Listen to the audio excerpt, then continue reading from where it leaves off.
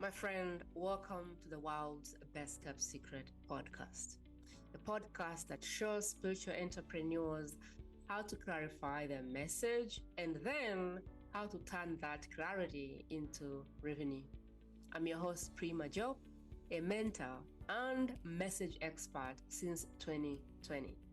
Whether you seek to simply clarify your message or feel ready to monetize your brilliance, this is your safe space for actionable guidance and practical tools on how to turn your woo into predictable revenue. Let's get started, shall we? Welcome back. Today we have a powerful soul, Amy Sanders. Someone that has been in the school of hard knocks, like you hear the word, from literally marrying the wrong person, going through the process of separation, single mom with nearly nothing, to a millionaire.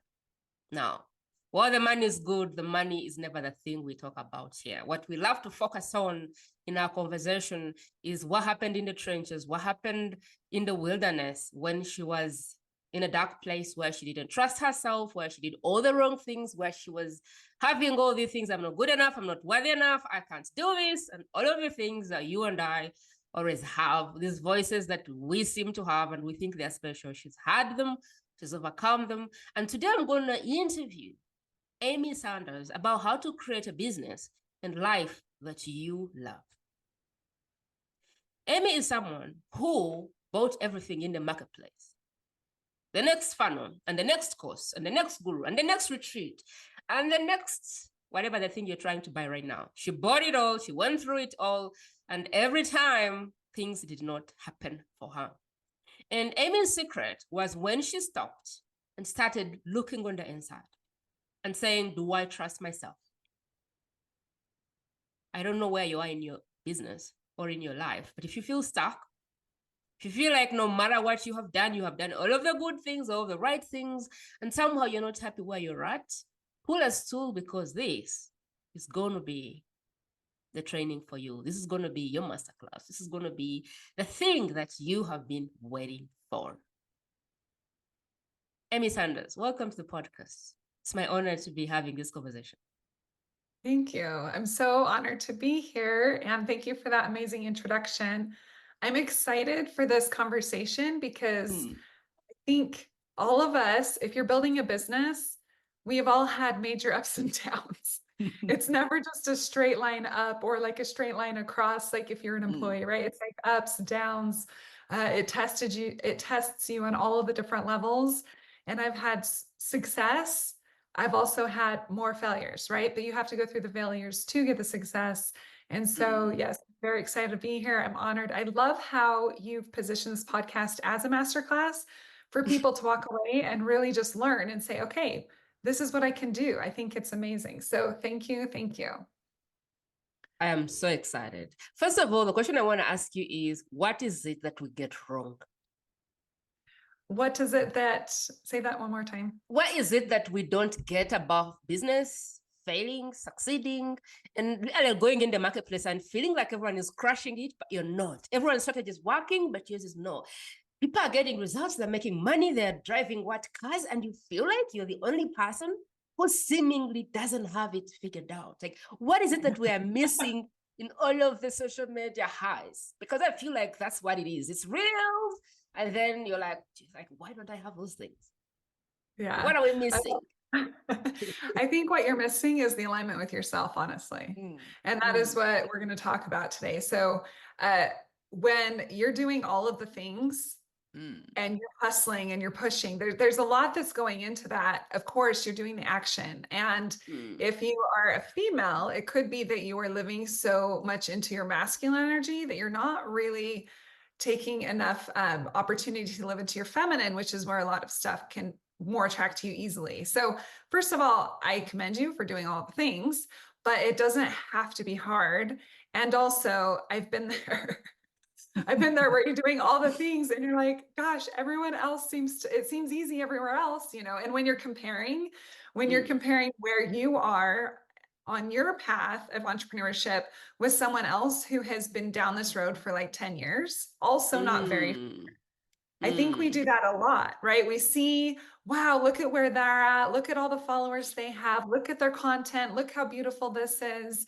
But we're maybe not understanding that they have a whole team behind them, or that they have learned and gone through the hard knocks already that you're just barely facing. And also, their message is going to look different because they are different. They are different people. They have a different business. They have different unique geniuses, and you're just as amazing as they are. It's just learning how to use your genius and your strengths in your business and then letting it flow, because business can be fun. Like, you can wake up and be like, I'm so excited to go to work today. And if that's you, yay, I congratulate you. And that's awesome.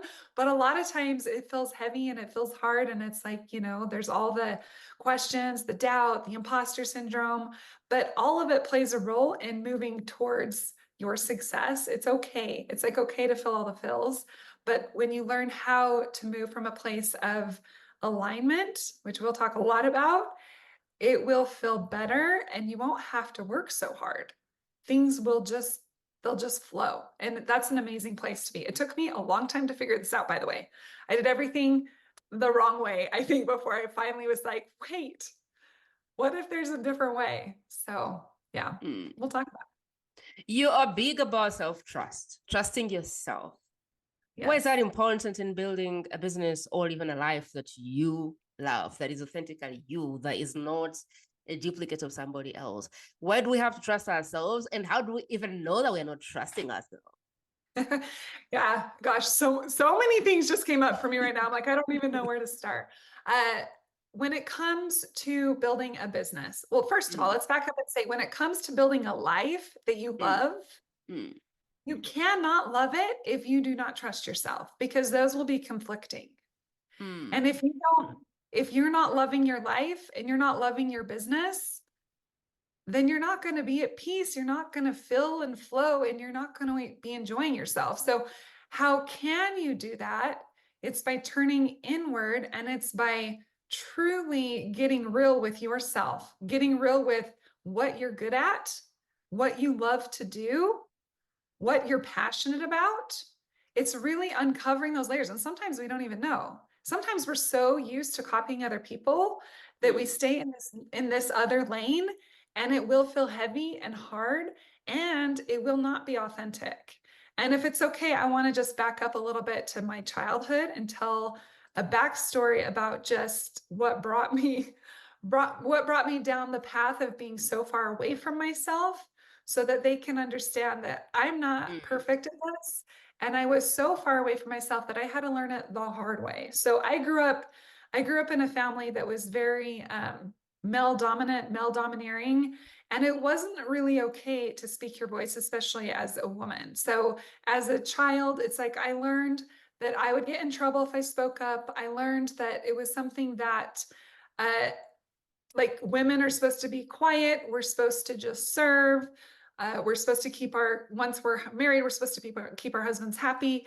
And I am a loud person and I like to talk. And so that was completely out of alignment with who I was, to have to like play this quote role.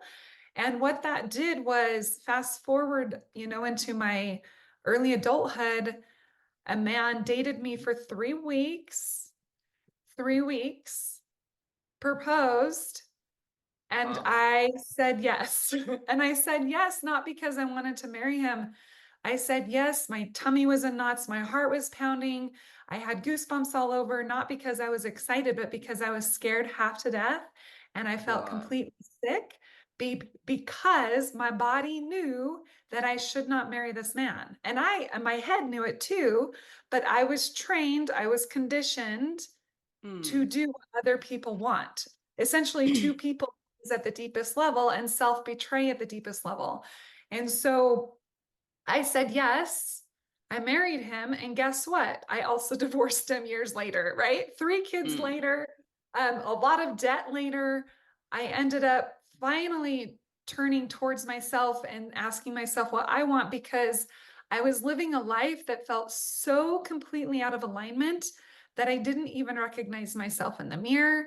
My dreams, hopes, aspirations, none of those things really seemed like they could ever be accomplished by staying in my current situation. And with my three little kids, they're actually the ones that gave me the strength to move on because and leave, because my boys, I didn't want them to think that this behavior that their mom is accepting and this relationship is okay. So I did leave because I didn't want my boys to accept that as normal and to then go on to create the same patterns in their lives. So that's me the strength, but that's also what gave me the fresh start to say, well, who am I? What do I believe? And really peeling away all the layers so that at that point we can move forward. And that's where we can really start talking about, we're going to talk about my 3 A's to be able to thrive with with your business in your life. So you can create a business and life you love. And that's where I came upon my first day where I'm like, okay, I've got to really dig deep, because copying everyone else's things, trying to be someone that I'm not, none of this is working for me. And now I'm a broke single mom that can't pay my rent. Like, this is not what I thought my life was going to turn out to be. So I had to basically like slough off everything and start over on getting super real with myself. And that's where the very first day comes into play, which is awareness. Okay. Let's first go back, Amy, because before we get to the solution, I want to be sure that we understand the problem. Yes. You said a lot in your story. First of all, you talked about conditioning. You've talked about programming. You've talked about trauma. And you've touched on a lot of things. And you've said you were not living true to yourself. You were living in fear. You had you were afraid to speak your truth. And because of that, you were living a life where you were not leading yourself. And because of that, you started to make mistakes, and these mistakes caught up with you. And you were in a place where you literally didn't know who you were, because you couldn't trust yourself, because you had done so many mistakes that you didn't know who you were anymore. The thing that I see is most people think they can get the human being, put that human being in the closet, then they come on social media and be somebody else and build a business. I want you to talk to that, because it gives me chills when I see that, because that doesn't work. Like, it doesn't work. Doesn't work. But I want to talk about it because I want the person who's listening to us kind of go, that is my problem. Like, there's people who get their real life, the real problems, lock that in the cupboard and say, I'm going to stand up and start creating this business like I don't know, put on some other mask and start building this business out of air and expect people to come and follow. And I'm like, who are you fooling?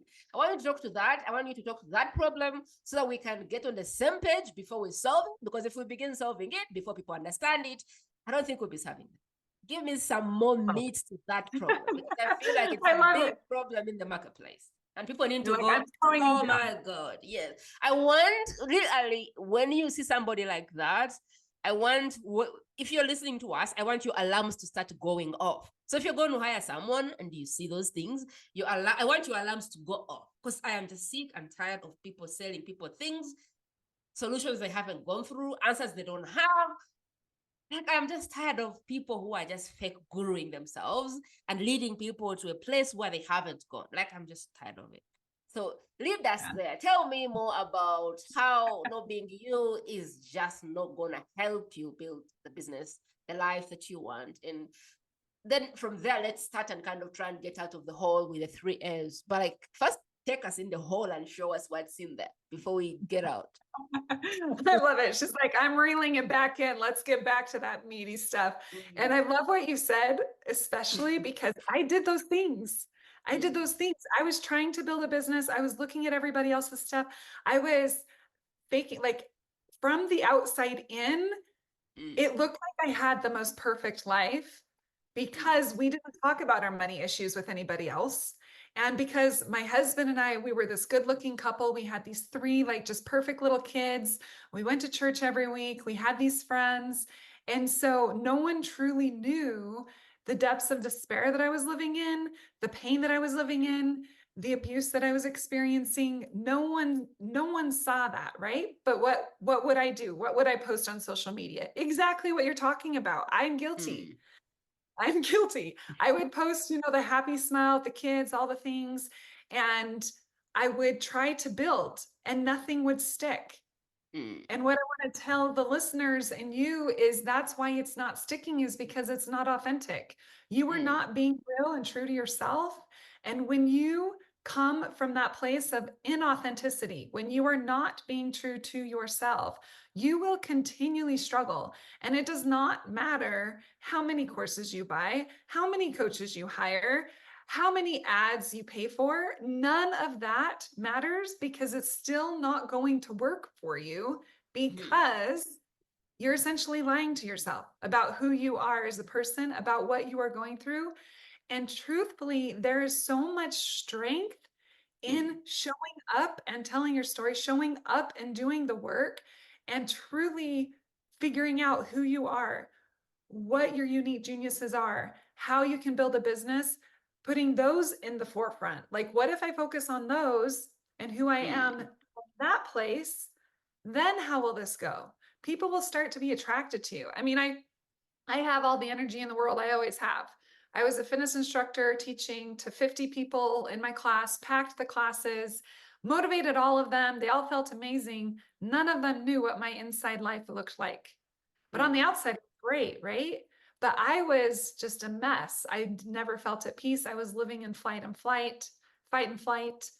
And that's the work. Like when you figure out how to come to a place of alignment there, when you understand why you're not living in alignment, when you understand what you're actually capable of and what you're worthy of, when you come to that place, then your life gets exciting and then your business can flow. But that I'm all about energy. Like energy is, it just is, energy is everywhere. And are you going to attract energy, AKA whatever that is? Money's energy, relationships are energy. What kind of energy are you attracting? If you're copying other people's content, it still is an energetic exchange that people will feel. They will not see you as you. People want you. People want to know why you're different. People want to know why you're cool, right? And we all are. We're all amazing in our own ways. Like even the way you interview, very different, amazing. What you're doing is unique. Awesome. Keep going. And it probably feels good because you're good at what you do. It's interesting that you say that, because I recall when I was 2 years into the business, I'm now 45, going to 5. When I was 2 years into the business online, I had a lot of imposter syndrome. And I was like, who is going to want to listen to someone in Uganda, which is just known for starvation and poverty and people having no water? And I was like, no one wants to hear anything about personal branding, about their message, about building their business from me. And I made it my problem. I said, no one is going to listen. I said, who in their right mind wants to understand everything about how to do these things? Like, it's not possible. And I listened to Tony Robbins. Tony Robbins said, you can do whatever you want. And I was like, I don't think so. I listened to Oprah. Oprah said, you can do whatever you want. It doesn't matter where you come from. And I was like, I still didn't feel it. And one day I listened to this guy. He was called Eric. Eric had no arms and he had no legs. He has a business called, I think, Life Without Limbs Ministries. I saw him on stage. He had 1,000 times the energy I had, a beautiful wife, beautiful kids. He spoke and his energy slapped me around. And I was like, if this guy can do it, I can do it. Because there was nothing about Eric that qualified him to do the work he was doing. If I were to choose how he looked, the fact that he had no arms, he had no legs, I would disqualify him. And I would probably think he would never have so many people shouting and following him. And so when I looked at that guy, I was like, I can do this. Like, if that was my turning point, there's going to be people who decide to share their message just because I'm in Uganda and the only thing they know about Uganda is poverty and people dying of hunger. And so what I wanted to say here is whatever is the disqualifier may as well be the qualifier, may as well be the only reason that people want to buy from you, they want to hang out with you, because you have been able to stay besides that and kind of share your message. And so to your point of not wanting to look perfect or why it's not helpful, like really people cling, like I was able to just cling on his muscle because of that. Like he has no legs, he has no arms. If he can do it, I can do it. And from then I allowed myself to build a personal brand. And so I really just wanted to say that. But Amy, I have a question for you. Yeah. What's the difference between one, authentic, two, calling for pity? Because I have seen people share things on social media that's like, well, I don't know that that's authenticity. I think that's calling for pity. And also, what's the difference between embodiment versus expansion? Because I feel like those two things they're confused. You have to expand, but at the same time, I don't know. You can be an imposter if you're not careful. So you have to embody whatever the vision is you're going to, or you're playing too small. But again, there's also this gap of imposter where you feel like, okay, this is probably not the right place to go. And I've seen people there who are trying to embody something. And for me, I felt like they were fraud. But there's also this authenticity, and then there's this pity, and then there's this playing too small and having an excuse for it. So what's kind of your experience with all those gray areas that I've mentioned? Because I've seen them and I'm like, no, like, holy no. I love all these questions so much. Okay, they're so good. They're so good. So I want to speak to imposter syndrome first, and then I'll talk to the others. So imposter syndrome is in your head. Like when you start something new, it does not matter what it is that's new. It doesn't matter if it's a new job. It doesn't matter if it's an online business. When you start something new, you are not going to feel worthy, and you're going to have all these thoughts come up about why you can't do the thing. And all that is because your brain has been taught and trained to keep you safe.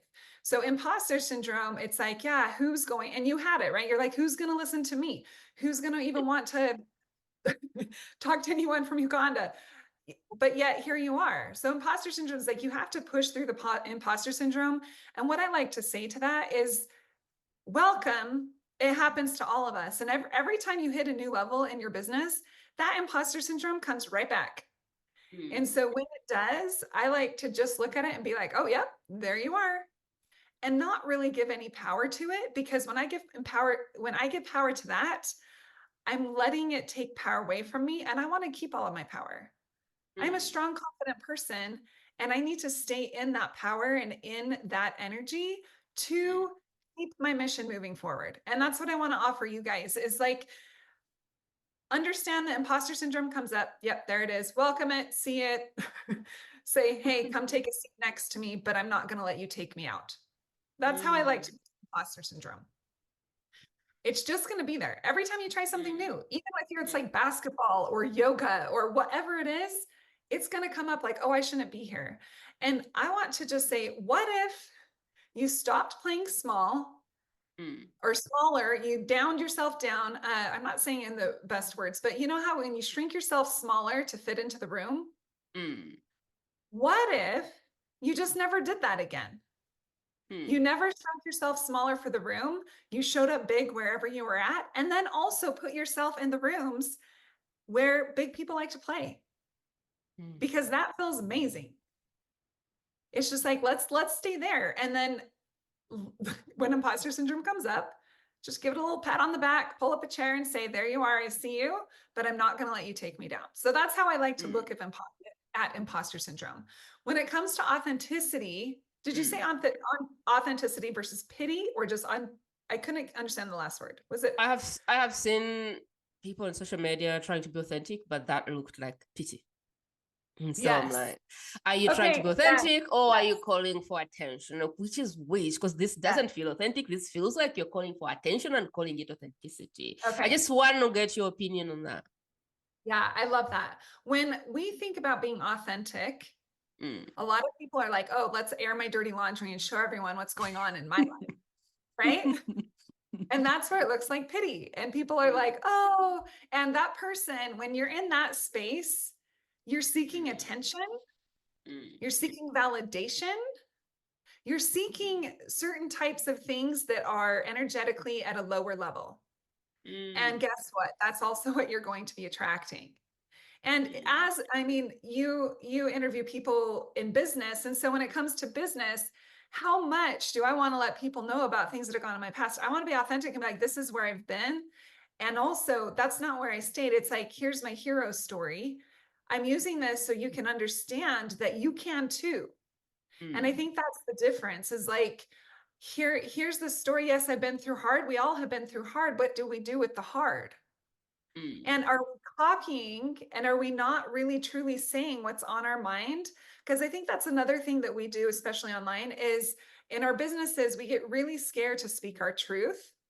And I'm saying this, like I really struggled with this, speaking my truth. I was taught to never speak up. And yet I'm a very talkative person. I was taught that it's not okay to play big. It's not okay to have a job. Like I was supposed to be a stay-at-home mom, which by the way, that's I don't just say that that's not an important job because it absolutely is. But for me, I wanted even more. I love to be a mom and I love to work. And so, but I was taught that that was not okay, that I would be judged for that. And so I had to work through my own conditioning through that. And so when it comes to being authentic, it's like, what feels good to me and true to me? How am I honestly showing up? What am I saying? Am I speaking from a place of authority and power and truth? Or am I speaking from a place of being watered down and trying to make people like feel bad for me? Because it's very, very different. You know, authentic, it feels good. It feels like you're being true to who you are. And for me, that looks like I am a powerful woman and I am someone who's super ambitious. But what it looked like when I was not being authentic to who I am was that when I was in a room of people, I would shrink myself down because I didn't want them to feel intimidated by me. I didn't want them to feel bad that I'm successful. I didn't want them to be uncomfortable. And so I was not being who I was.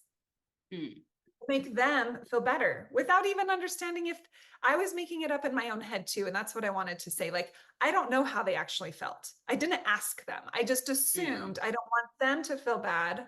I don't want them, you know, so I'm not going to say anything about my business. I'm going to, you know, when you're making good money, especially as women, we don't want to talk about it because other women might feel bad.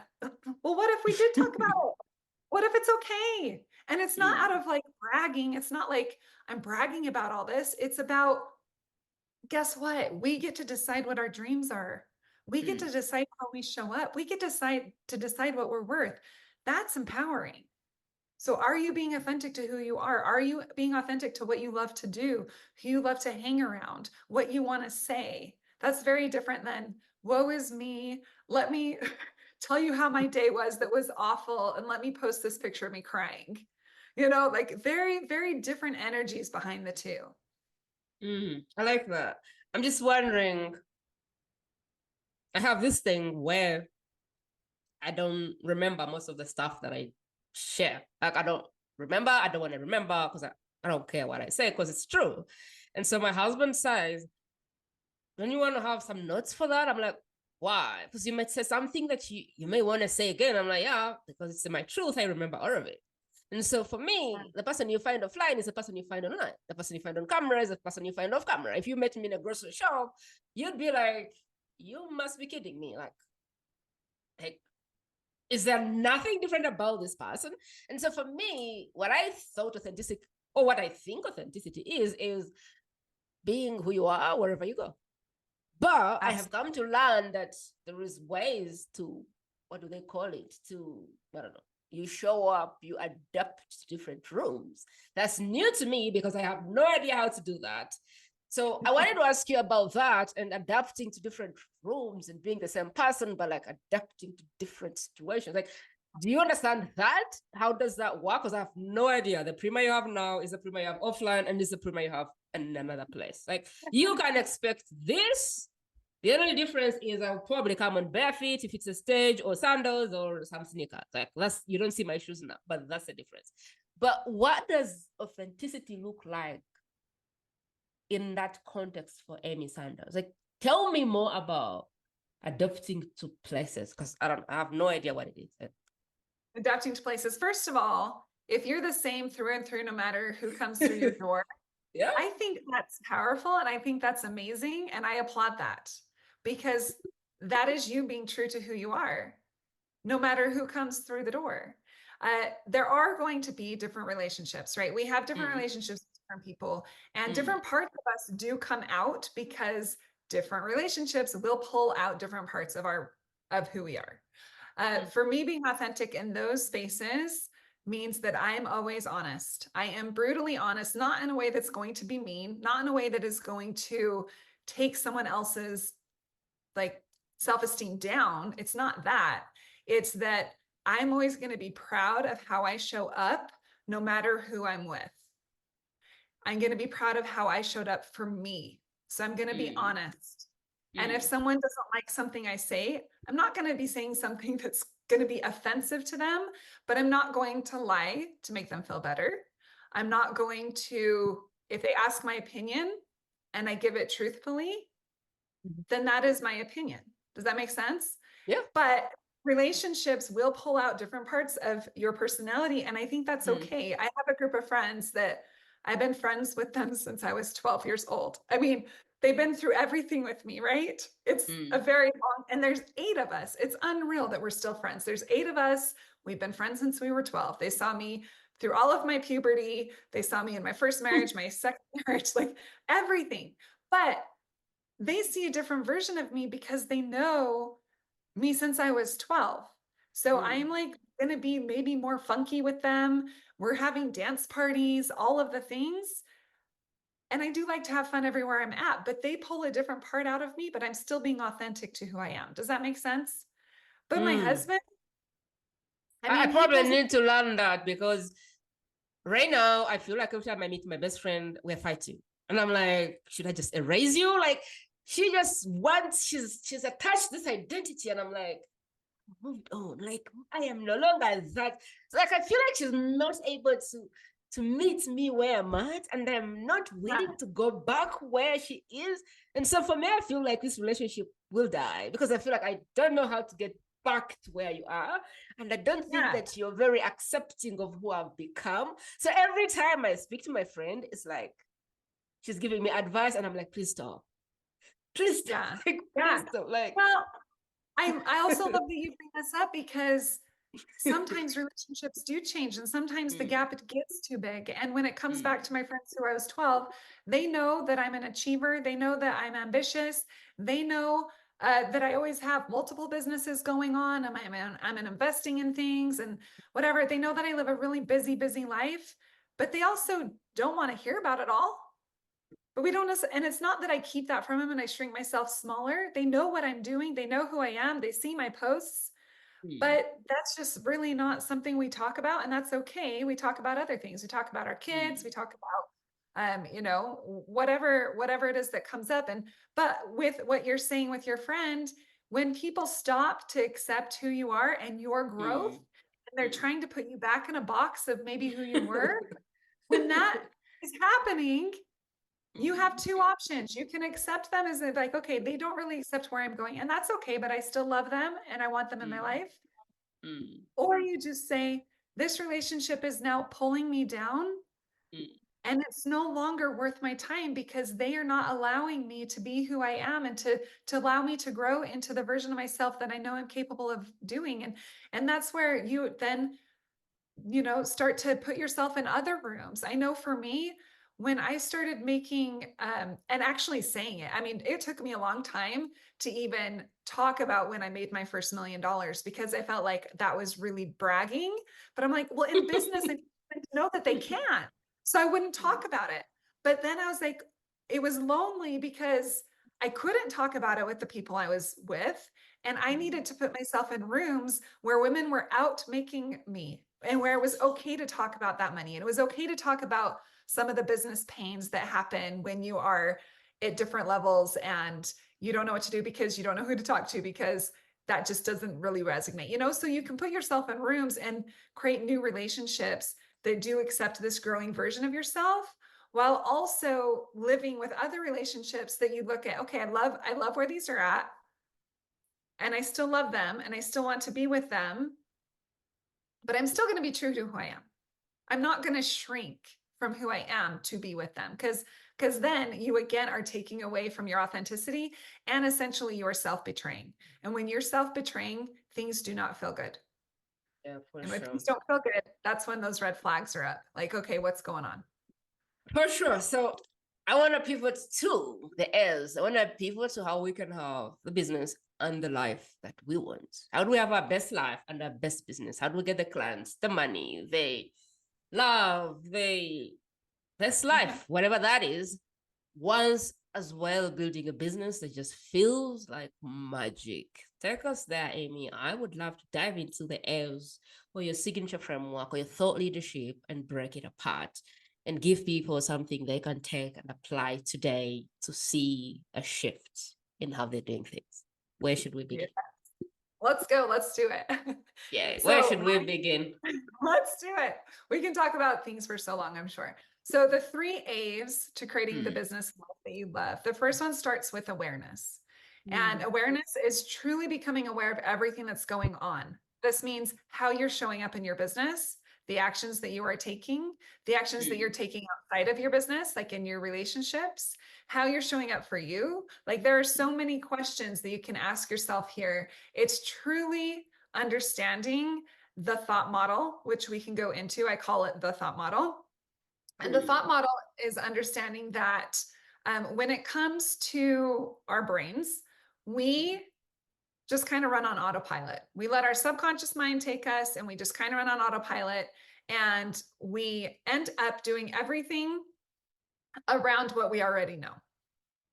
And when we show up in that space, we're essentially doing things that might not be alignment with what we're doing. Are we still okay? Yeah. Okay.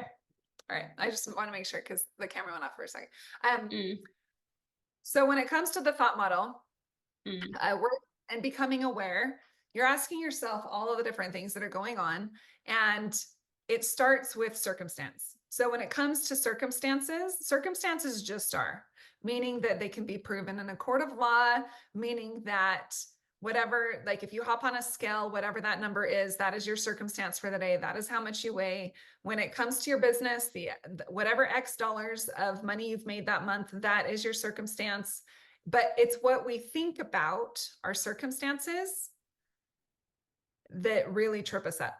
And we like to function from our autopilot, which is our subconscious brain, and we don't really check in with ourselves. So when it comes to thoughts, our thoughts around our circumstance, our thoughts are truly what trip us up.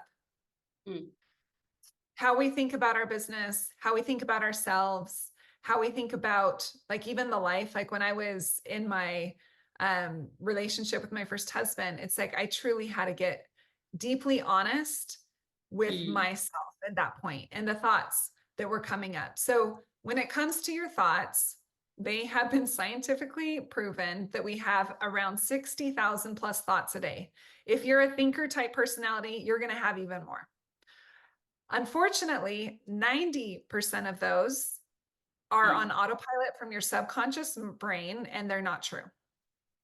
So if you think about that you're basically lying to yourself about some circumstance, like I can't do it. That's a thought. I'm not worthy. My business won't grow. Even with you, some thoughts, who's going to listen to me? You know, all of these are thoughts that we're telling ourselves. And as we're telling ourselves thoughts, I'm not worthy of a happy relationship. I don't know how to make money online. All of these are thoughts. They're not true. However, they breed up feelings and we act from those feelings. So when you have a thought that no one is going to listen to my podcast, what kind of feeling came up for you? Feelings of discouragement, right?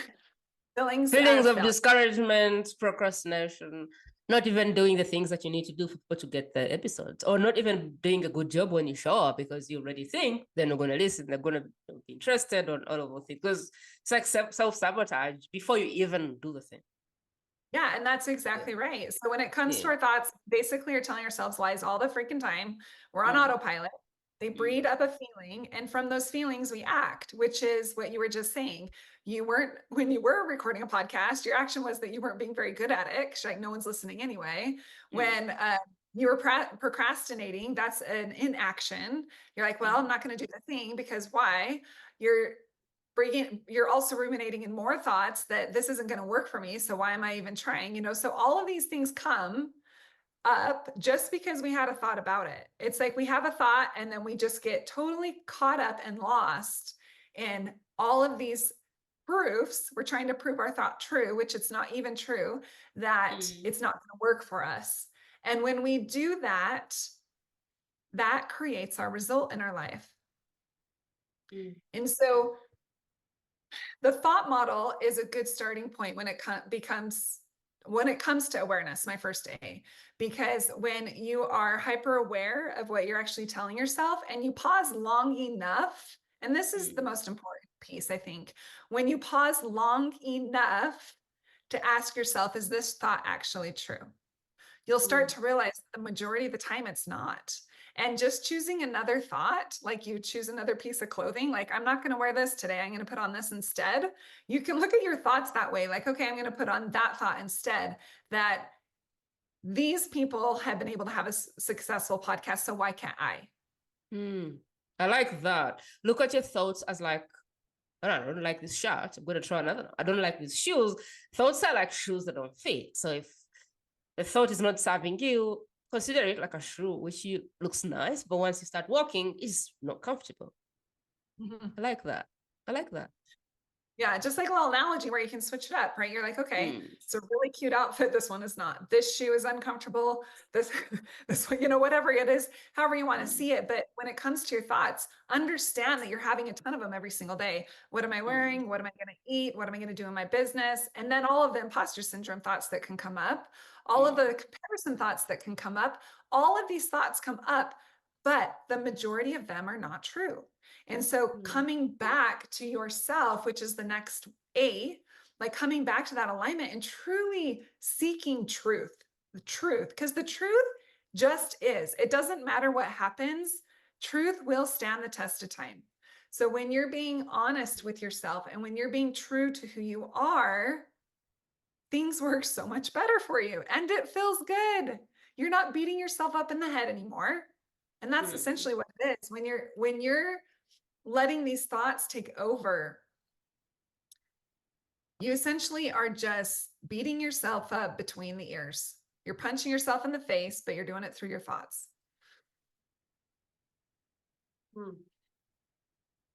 So I'm stuck between the thoughts, because now I'm like, thoughts, feelings. You think about something crappy. Like when I think about something crappy, I'll be like, who said? Why should I even believe this? So if I think something like, oh, I don't know how to do this, I don't know, like I believe I'm not interested in designing, creating websites, creating cute things like colors. I'm like, yeah, just put the word there.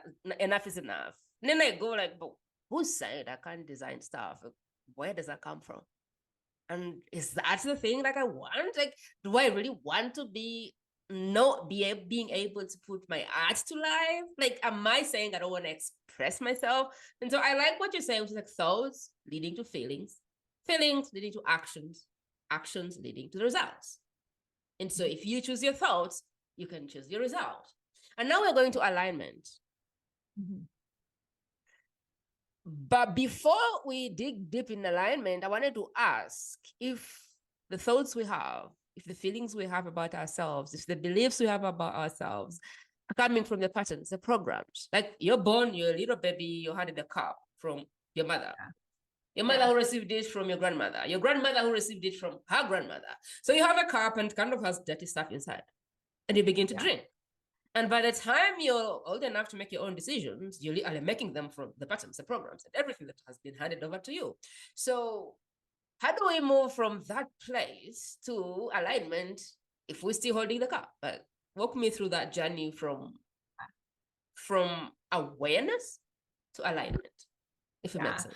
I love this question, bridging those two, right? So you are absolutely right that we are programmed, and we're programmed from what we were taught as a kid, and also deeper, like in our DNA. So we are programmed. However, that doesn't mean we can't deprogram. I kind of like to think of us as computers. Like our brains can totally reprogram.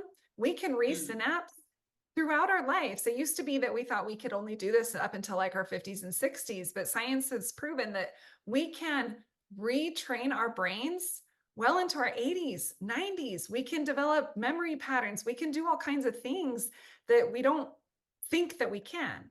And when you look at other people that are really successful and things seem to be working out for them, I'm like, well, they believe that they can, and they're in alignment with what their passion is, their purpose is. And so, yeah, things are working for them. They're attracting more. So when it comes to bridging that, I like to think in an analogy because I think it helps, but I like to look at it as, yes, you're on this well-driven path. You've hiked this path a million times. You know all the ups and downs of the path, you know the inclines, the declines. There's no rocks in your way anymore. It's just this like well-defined path. That is your brain. And that's also from all the conditioning, everything else that's happened in your life up to this point is on that path. And what I'm asking you to do is bridge what can be, looking at like even things that you believe, like I'm ugly, like terrible thought, but it might be like a really deep belief, or my family can't make money, like whatever it is, a very deep belief. So thoughts become beliefs when you think about them, when you think them over and over and over and over, then they become deep-rooted beliefs. And you probably have a lot of them from conditioning and from your DNA. So what I'm asking you to do is trust the process, that whatever has been up to this point in your life doesn't have to be your reality forever. And I'm asking you to now step onto a new path that is completely crowded with weeds. You are bushwhacking, you are cutting down trees, you are creating a new path, basically new neural pathways in your brain, that things can be different, and trusting that they will be different. And sometimes it takes kind of like a bridge thought, like I'm choosing to believe that this business can work for me. I'm choosing to believe that I'm worthy of making $10,000 and beyond, or $100,000 and beyond, whatever it is. It's like you might have to have a bridge thought in the beginning, but when it comes to becoming aware, once you become aware and you're using the thought model and you're tuning into your body, it's like a lot of things don't work for you anymore. You're like, I'm aware now. It's like this awakening that you have in this place of awareness, which then sets you up for alignment. And so it's like you might have to have some bridge thoughts in the meantime. You might have to just be kind to yourself as you trip up, because you'll want to go back to the path that paved. You're used to it. That is what your subconscious brain wants to do. And you're telling it, guess what? I'm doing things differently. Your little inner child wants to stay safe and wants to do what it already knows, which also could be allowing abuse in your life, which also could be continually making bad money-making decisions, because that's what you're conditioning, what you're used to doing. And I'm saying, no, you can choose to do something new, become aware, challenge your thoughts, challenge how you're showing up, and then move into alignment, which is bringing the body, mind, and soul into alignment. And I want to take you back to when I got proposed to. I could not be further from myself in that moment. And my body was screaming at me. Like, your body will talk to you if you take time to listen. And you can ask yourself, and when I say your body, I'm talking about all of it. Feeling good in your brain, your heart, your gut, feeling alignment all the way through, asking yourself the questions and seeing what comes up, journaling.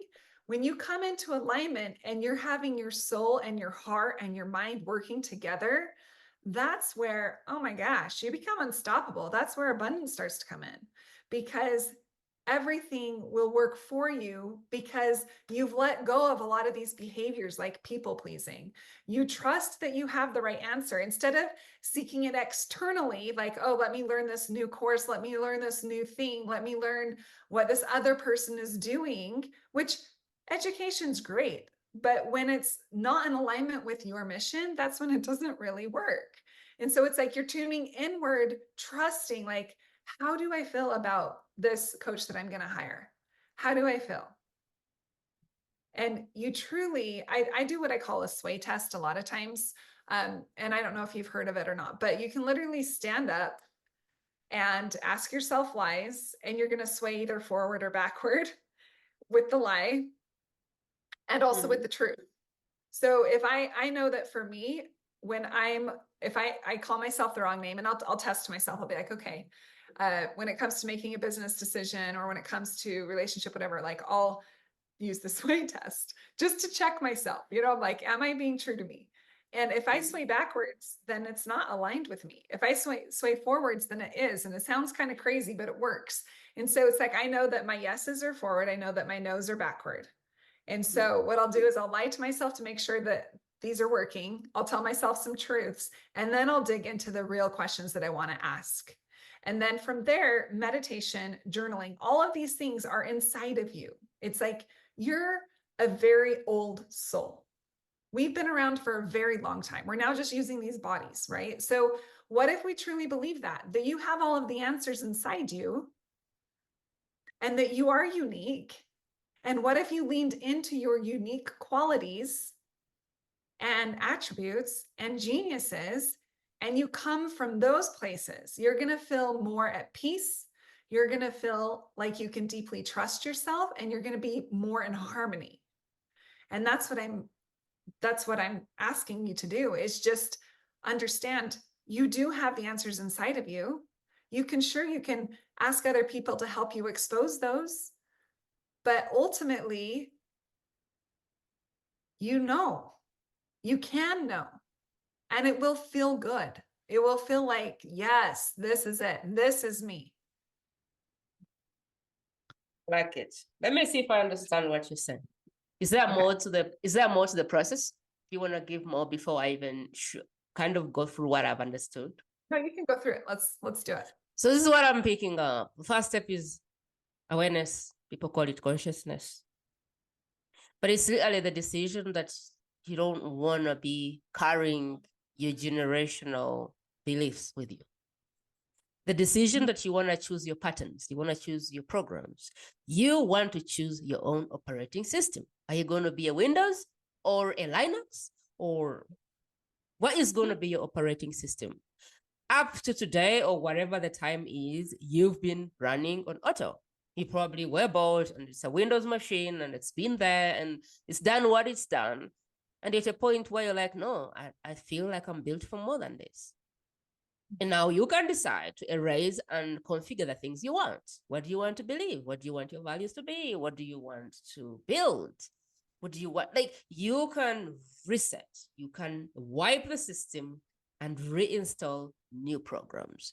The awareness is the awareness of where you're at, what you're holding in your cup, and the decision to pour it and clean the cup and have a clean cup. Like, that's what I understood with the awareness. You can choose. You can choose the type of life you want. You can choose the type of love you want. You can choose the type of business. Like, you can make the choices. You can move from auto to deciding. You can decide how you're going to respond to life. You literally can decide what you want. B is alignment. Alignment, how I understood it, is more like tuning in. Moving from the brain and trying and getting your body accessing its wisdom, because it has wisdom. And the way you do this is by silencing everything else.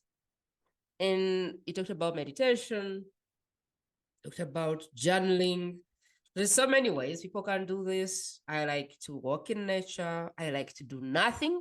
I am the kind of person, my husband knows if I'm doing nothing, and he's not welcome. I'll just sit there for hours, and he'll come and say, is that like the nothing box? I'll be like, yeah. And he's like, okay.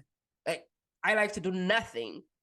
especially when I do like heavy, all-in immersion type of stuff, I take a day and I will usually do nothing, like nothing. And so if that's you, but like, how can we begin to move from the head to the soul? From the head maybe to the heart, from the head maybe, like, how can you begin to listen to your inner wisdom, your body, I don't know, I'll give you an example. When I'm angry, I ask myself, what is the value that I haven't communicated to that person that they're stepping on? When I'm scared or when I feel fear or anxious, my body is saying to me, why are you living in the future?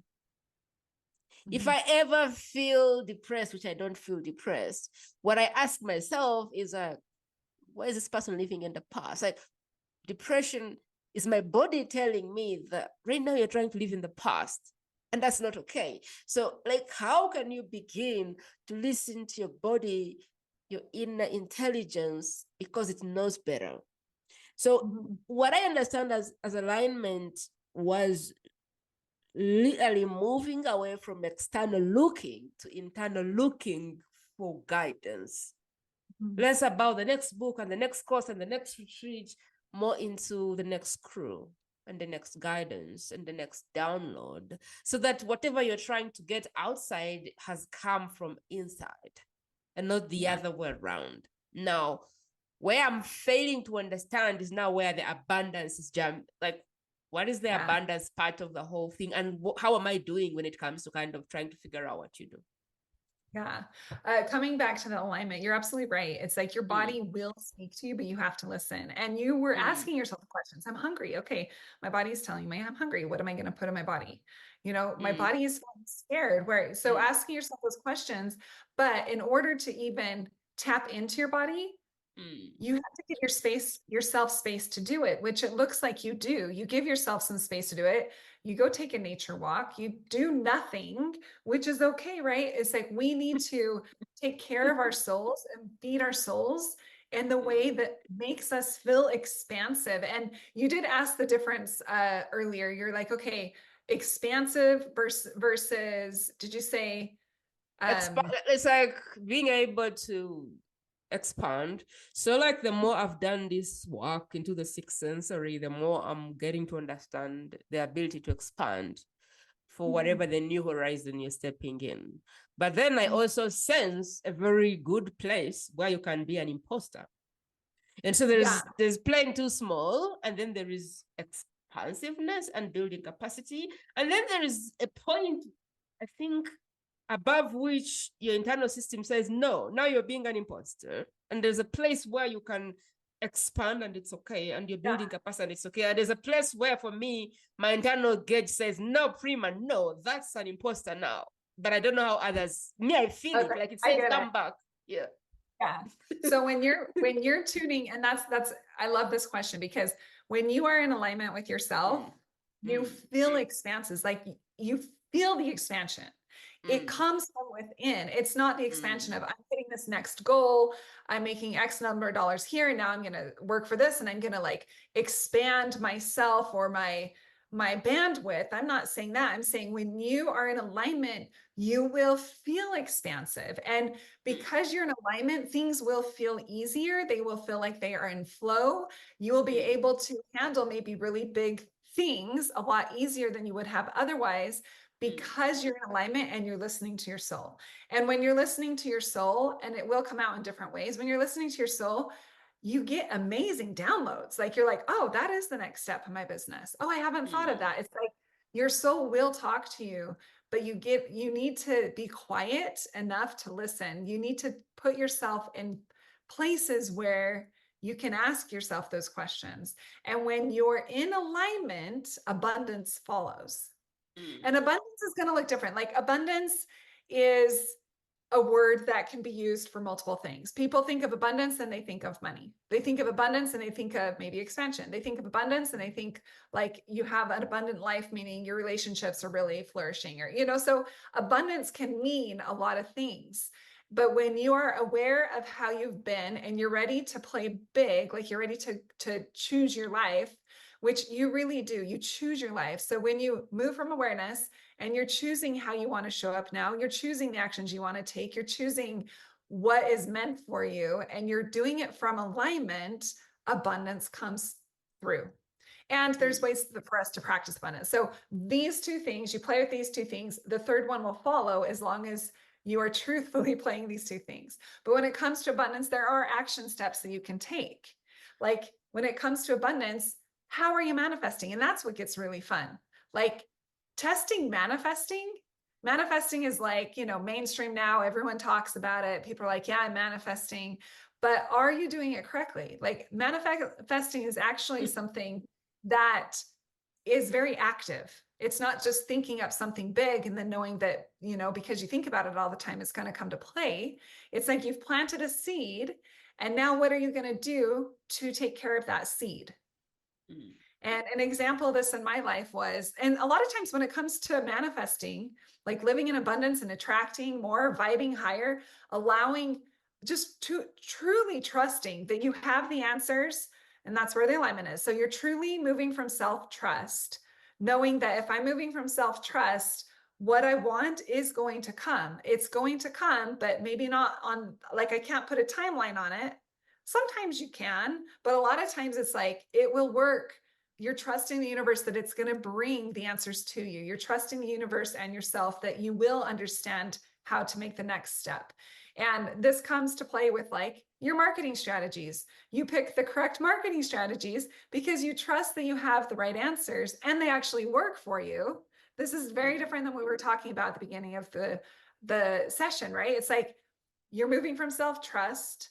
You have done your homework, you understand where you need to go, and then you maybe, if you need to hire the right person, you hire the right person actually works because you're in alignment. When it comes to abundance and manifesting, like I just was saying, things work because, again, you're moving from self-trust. An example of this for me was that I wanted a really fancy pool in my backyard. And that's a material thing.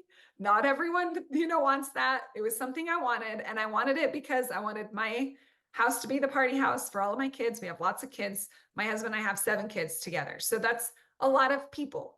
And they also bring their friends. I wanted our house to be a house that people felt comfortable in. I wanted us to have a killer backyard pool. I had no idea at the moment when we started putting this idea of putting a pool in the backyard. My husband's like, we're years away from that. And in my head, I was like, I don't think so. I think we could have it done in the next 8 months in my head. Now, financially on paper at that moment, it made no sense. 0 sense at all. But I had planted the seed that I think this could happen. I have no idea financially how this is going to happen, but I'm going to trust that it can, because the result, even though it's a material thing, the result of what it can do for our family and for our relationships and for the people coming to our house, that experience, I want that. And I want that from like a good place. I'm like, I don't know how this is going to work, but I'm going to figure it out. And so I put it out there that this is happening. I put it out there that I think I could have this in the next 8 months or so. 7 months later, we had a beautiful pool in our backyard, and financially it all worked out. It made no sense on paper, but I figured it out and it worked. And so that's just like one little thing. Like manifesting gets to be fun with you're in alignment of your why and you like your choice. It's like, this choice feels good to me. This is why I like this. This is why this is going to work for me. I don't necessarily know all of the steps, but I'm going to take the next step. And as I take the next step, I'll take the next step. And as you continually go down that path, it's amazing at what you can do. It's like the pool is just, a material thing, but it's a good example. And so it's like when you are living in alignment, abundance will follow, even though you do have actions that you might need to take. I needed to find a pool guy. I needed to figure out how I am going to fund this thing. How can I get creative? Like I got creative that this can happen. And then I got creative of how I'm going to, execute, and it all came together. And so that's just one example. It's like, put forth the action, trust yourself, and know why. Like, why is it that this is important to you? And then you'll be living in abundance. Because again, abundance is going to be different for every single person. For me, I love to travel. I love to spend time with my family. And I do love to build businesses. So for me, that's what abundance looks like to me. But that's going to look different to other people. This conversation could end in a few places. So give me a second. So let's go back. Talk about this abundance thing. Talk about this manifesting thing, because I feel like the next time I see somebody manifesting and saying you don't need to lift a finger, I don't know what I'm going to do, but I want to pull them off the internet and drown them in a pool. So walk me through Yes. the actual way that manifestation works. If someone is like me, like I am literally on the fence, and the next time someone says I am manifesting and I'm not lifting a finger, I can guarantee if they are close to me, I don't know what I'll do to them. So walk us through, like I am one of those people who are on the fence about even using the word because I feel like it's so misleading. So walk us through really and I've manifested things. I've manifested, my husband came from UK to Uganda. I've never been to the UK, but I don't call it manifestation. I just call it like having a clear intention, putting it in the world and letting like my angels take care of it. But I want someone who's on the fence with manifestation or doesn't get it, or they've been manifesting and things are not happening. I want them to be very clear, like what needs to happen for manifestation to come to life. Because a lot of being in the head doesn't help. So we probably don't need to know everything about how it's going to happen. We don't have to have the A to Z of it. So there's a lot of being in the body, in the soul, but also it needs to make sense for at least somebody in the five sensory. Like they need to understand if I'm going to manifest, like, what's the point of this? Where am I going? For somebody who is not in the sixth sense fully, and they are still manifesting and I don't know, doubting and not believing they can get the thing, and the thing doesn't come because you're not 100. Like, give us kind of the best way you can explain manifesting at the highest level for someone who's like, I want to manifest, but I have no idea, or it doesn't work for me. Yeah. So good. First of all, I do think you manifested your husband. You put the clear intention out there. You trusted the angels. That's essentially manifesting in like a really small nutshell. I have to get another word. Manifestation hasn't clicked for me. It must be a limiting belief or a pattern. I just haven't felt good about the words. Yes. And I do love it because it is mainstream and people are like, oh, I'm manifesting this. Manifesting is a very active thing. People believe that if I just say these mantras and I just say them all the time and I just sit here and think about it, that it's going to happen for me. Now you are putting the energy out there, sure, but manifesting is active. It's like you write down. So an easy like manifesting process is you write down what it is that you want. Okay. How detailed is the thing? Is it, I want I don't know, whatever. Like, how detailed do you have to be at the thing you want? Yeah. Truthfully, as detailed as possible is going to be best. Because the more detailed, like the more you can visualize it, the better. Okay. And so I know I just said my pool project, what I wanted. So I had a whole project mapped up of what I wanted the pool to look like. I had it architecture, like everything is done. On paper, on paper, but financially it didn't make any sense, like at the time. So write it down, as much detail as possible. And if you want to, like, I do believe that writing out mantras are a good thing. When you write out mantras and you continually write them out every single day, honestly, if you do it at the beginning of the day, like early morning or before you go to bed, your subconscious mind is going to be more attuned to listen. And that's what you're essentially trying to trick. Your subconscious mind works on autopilot and it just shows up every single day. We're kind of just doing our thing on autopilot. And so we want to trip up that autopilot. We want our subconscious mind to believe that this is already happening. And so when you speak in the now, instead of speaking like, I in the future want this thing, or someday, when you talk in now, like, I have a backyard pool that is beautiful, that I spend time with I spend time with my family every single day. Like, it's in the positive and you're saying it all the time, then your brain can be like, huh. And it can truthfully go to work for you. When you work with energetics, you're attracting different things into your life. And the same holds true when it comes to manifesting. The difference, though, that most people do not make or understand, that if you do not believe that it can happen for you, it will not. Because your subconscious brain also knows that that's a lie.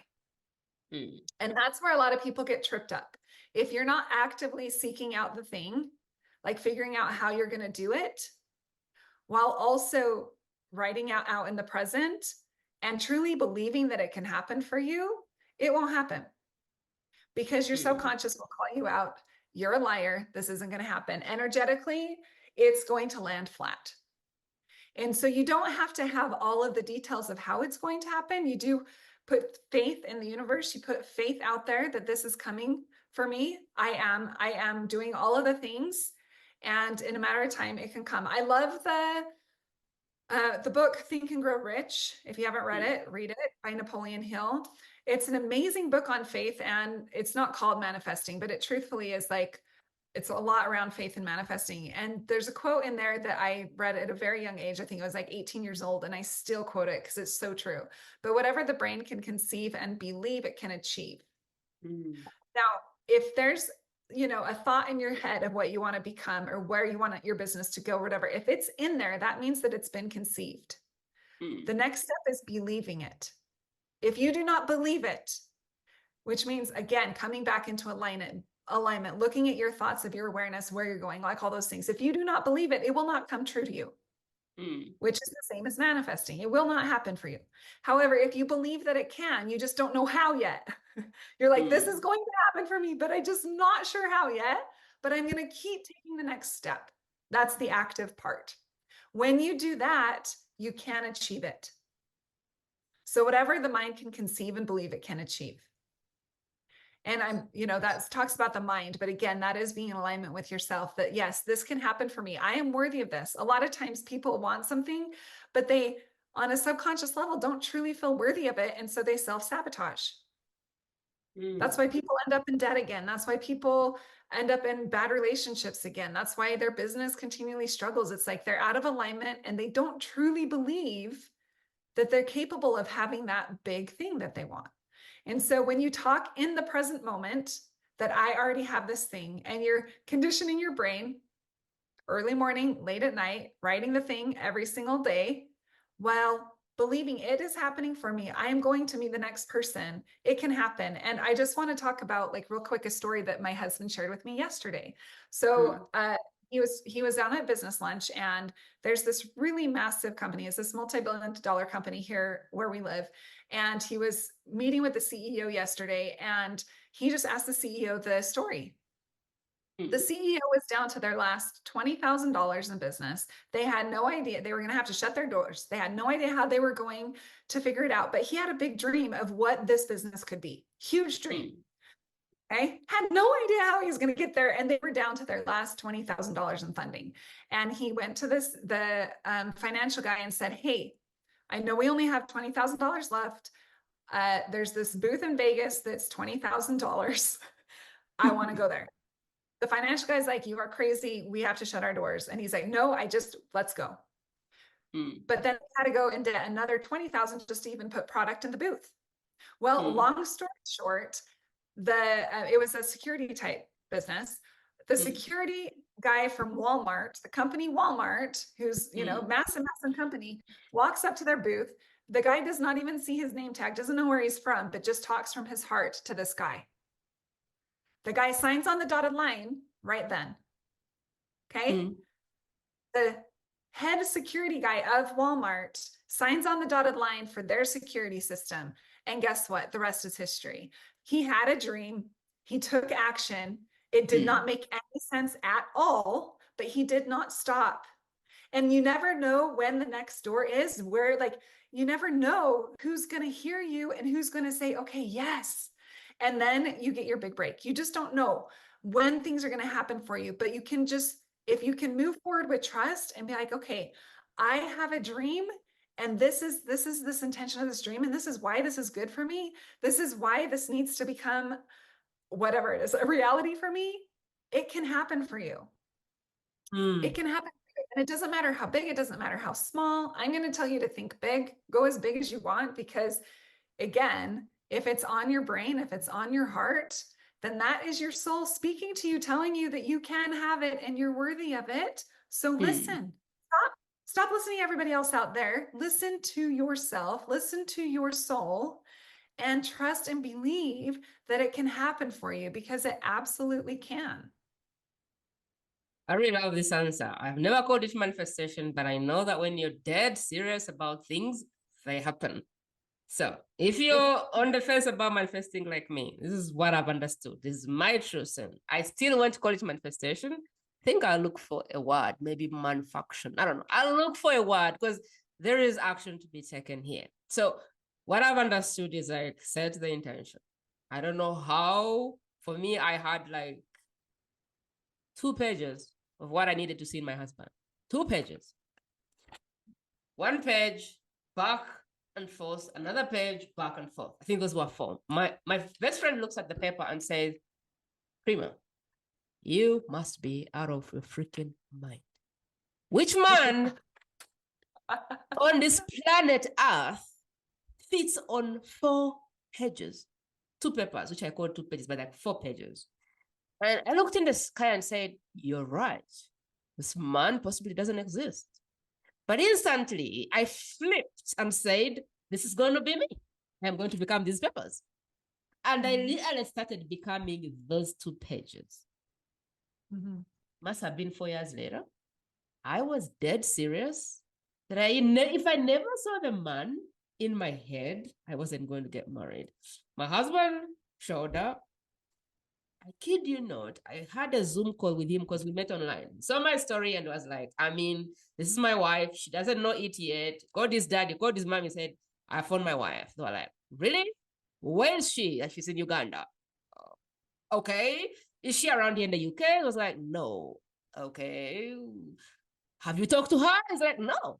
They're like, how is your wife? Like, because I'm going to Uganda. And they're like, okay, where did you meet this girl? Like, I met her online. I'm about to tell her. I'm so excited. I'm going to Uganda. And they were like, huh, did you think there's some slowing down needed? And I was like, no. And so when I talked to him and he was telling me all those stories, what was funny is that it wasn't scary for me. I was like, okay, this doesn't sound scary, even though I think he's out of his mind. But this feels like I have known him forever. And so I was like, okay, maybe your mom is right. Maybe you need to slow down. Maybe you need to think twice. Right now, you're a strange man in the UK. I'm a strange girl in Uganda, and you are getting on the plane to see a girl you've never seen. And you don't want to think about it. You don't want to slow down. It's like, I don't need to. And I'm like, hold on. I need to consult my guides first. And so he's like, as you do that, I'll be packing my things and putting them on storage. And I'll just stay at my friend's house and wait for you to tell me to come. And I'm like, come. You can do whatever you want. And I go into my spiritual world and I start asking my angels. I'm like, is this the guy? Is he a crazy guy? And everything was like, yeah, he's a guy. He's a guy. It's like, I'm like, oh, okay. Long story short, the guy comes here. He's like, I want to come there physically so you can see that I'm a normal person. I'm not a crazy person. I will take a hotel for a year, and whenever you're ready, we can get married. And I'm like, okay. And he starts 12 months later, we got married. And I can confidently say that it's the best choice I've ever made. So as I was listening to Amy explaining really how this thing works, you have to be clear, like crystal clear of the thing you want. I don't know what you have to do. Is it go to the internet and download all the images you can? Like you, in your head, you have to know what it is. But also you have to believe that you deserve it. You have to believe, you have to be okay with, like, it belongs to you, you deserve it. And it's like, somehow you have to be crazy enough to believe that this thing wants you and it's coming to you. Like, you have to have faith that somebody else will look at you and call you a crazy person. That's the kind of faith that you have to have in the thing that you want. After that, you kind of have to quiet your world. You have to be quiet enough to kind of pick up on the cues when they come. Because if you allow a lot of noise, you won't hear. I call them guards. I call them guardians and angels. When they are whispering to you, you won't hear. When they are sending representatives, you won't hear. When the big breakthrough comes, you won't hear.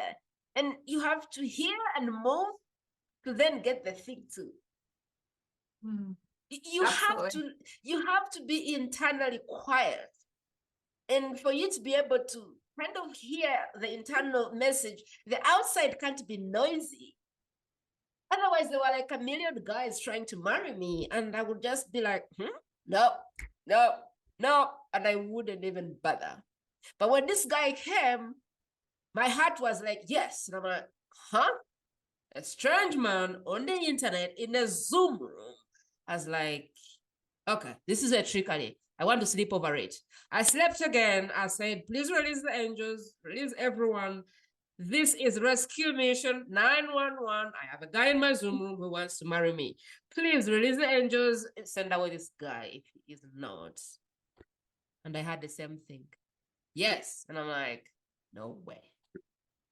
That day I kept dodging him. He sent me messages and I'm like, no, like this cannot be true. I went to church. I said, Mother Mary, send away this guy right now.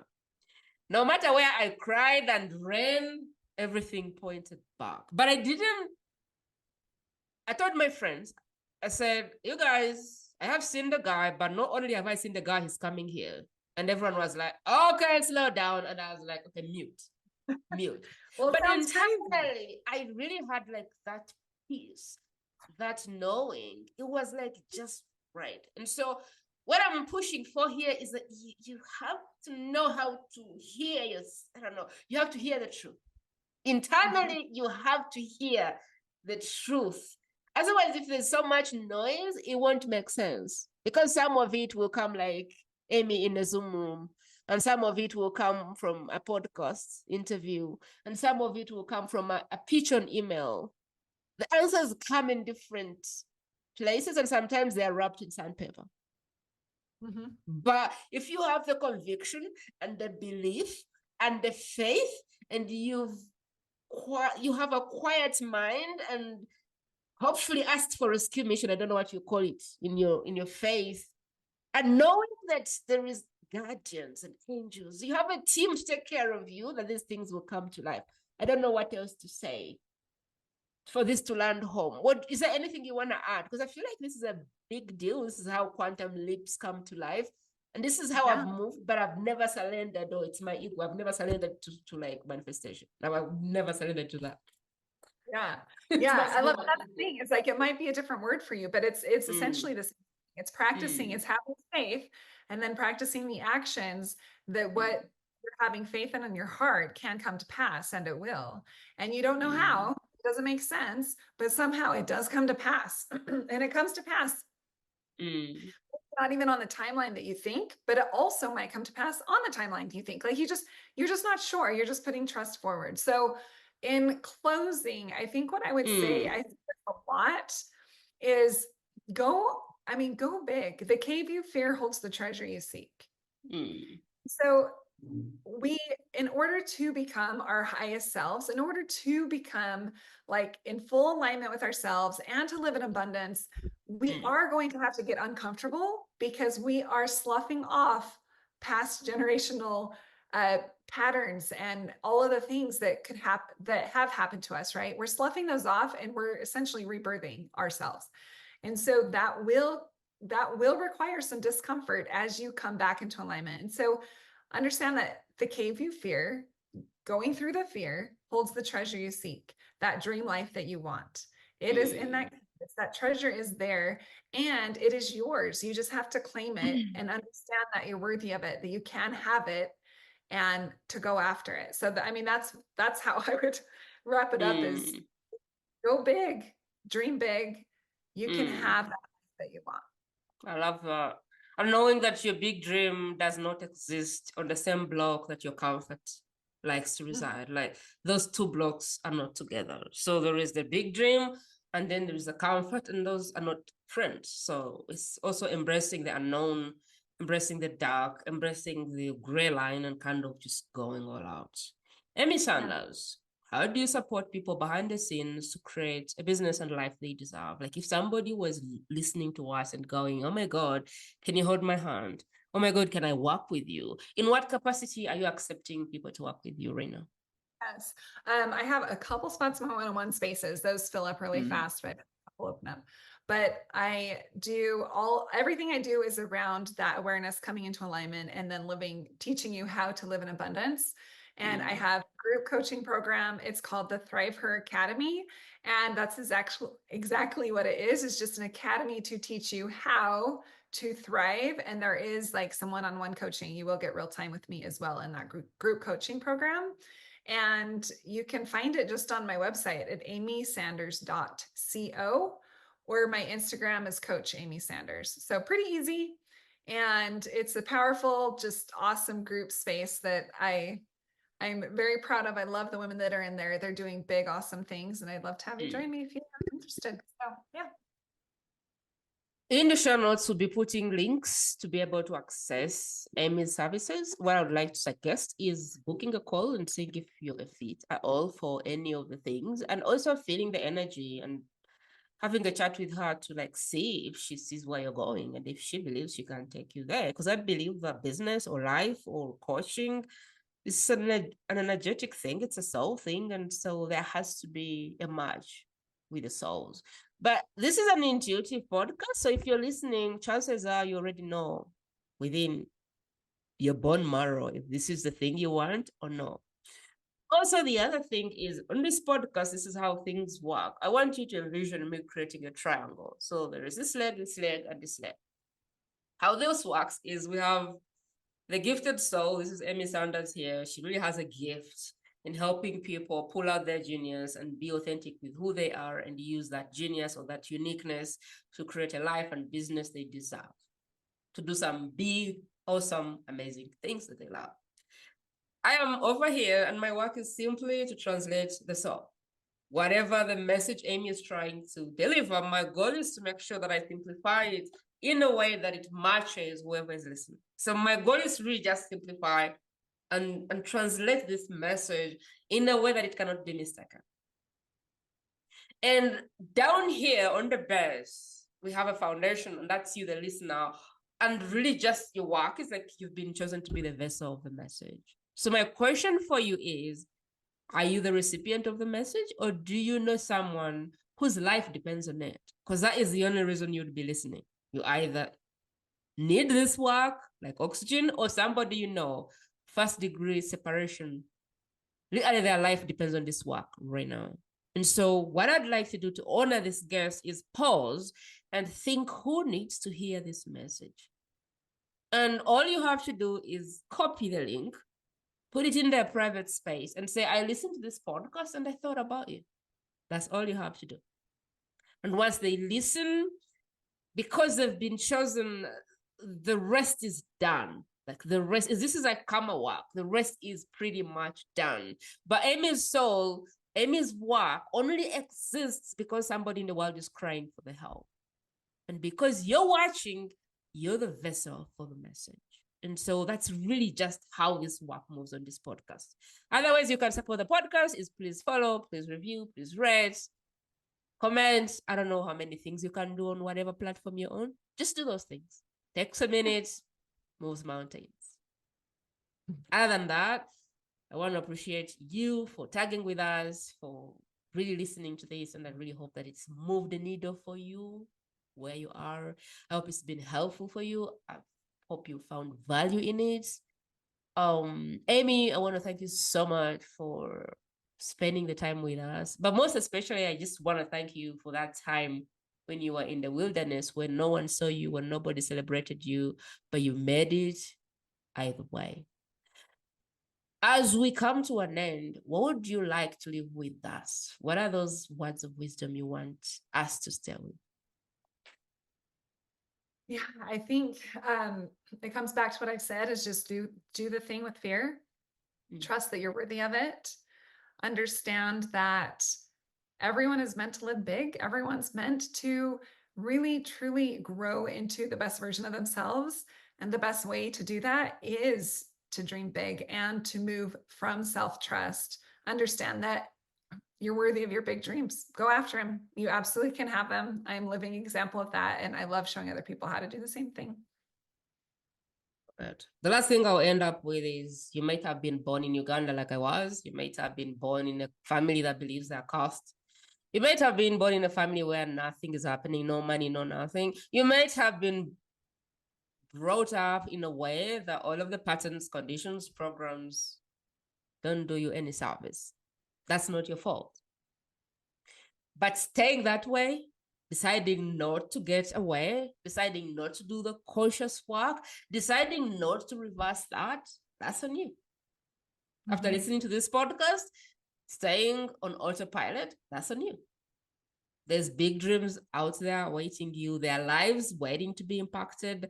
And until you give yourself the chance to choose your own programs and choose your own operating system, that may never happen, because they will never experience the true person that you are if you're held in the beliefs and patterns that you're not good enough and you're not born or put here for big things. And so my last word for you is choose the path of self-awareness and give yourself a chance to say that your life was a life well lived. Because you can create the life you want, and you can create the business you want, and you can create the impact you want, because there is every help possible, starting with Amy Sanders. I hope you take this to work. I hope you do the things that you need to do, step into the best version of yourself. Until next time, I appreciate you. Have a good one. Thank you for joining this conversation on the world's best kept secret podcast today. If you feel ready to stop keeping your work a secret, head over to primajob.com and request